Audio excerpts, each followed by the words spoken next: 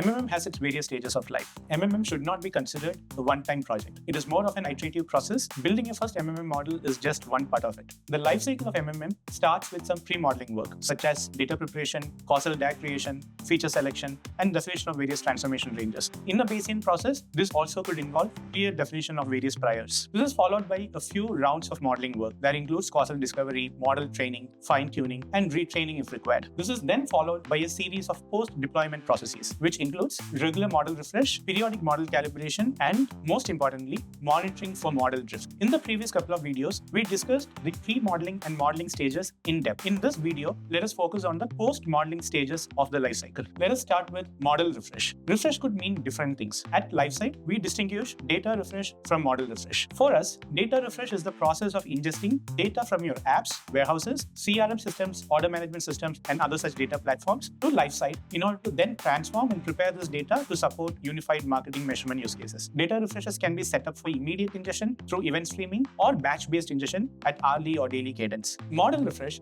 on the other hand, is the cadence set for incorporating new data into the models. At Lifesight, we support weekly, monthly, quarterly, or on-demand model refreshes. Model refresh as a process applies new data to the existing model. The data is transformed in accordance with the hyperparameters of the main model, and new insights are generated. The new insights will change overall model inference, but it does not change or challenge the core assumptions made by the initial model in terms of the ad stock transformation, shape of saturation, or the causal structure embedded via the DAG. But do note that model refresh will still change coefficients of the variables, even for historical time periods. Model refresh will identify the latest average states of contribution of all variables, and it will also move the variables further up the saturation curve, helping us to then find the current slope of the tangent at those points. This slope is what we popularly refer to as the current value of the marginal outcome. Frequent model refreshes, either weekly or monthly, is important for a number of reasons. It gives the model opportunity to learn new coefficients and improve the fit given the existing assumptions of hyperparameters and DAG structure based on which the model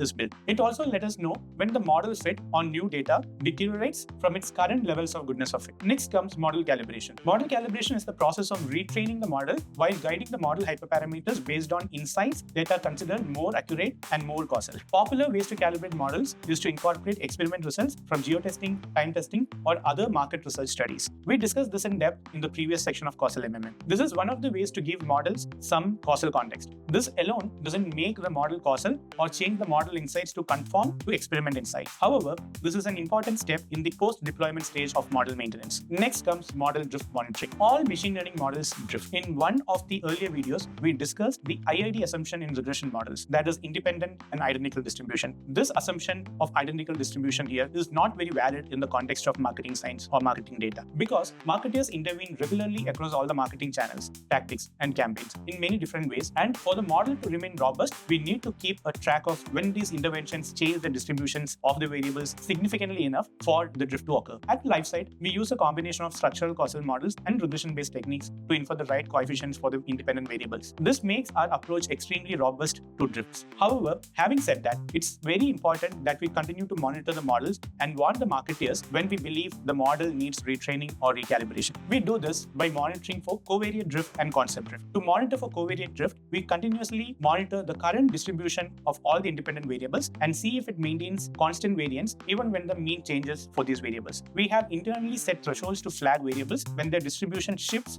by a wide margin from the initial levels. To monitor for concept drift, we keep track of models, current R-square, NRMSE, and MAPE. If there is a sudden deterioration in any of these goodness of fit metrics, we need to revisit some of the fundamental assumptions that's included in the current model. This gives the modelers and marketers the opportunity to always keep model relevant and up to date and minimizes the risk of having to rely on a scale model in making crucial business optimization decisions.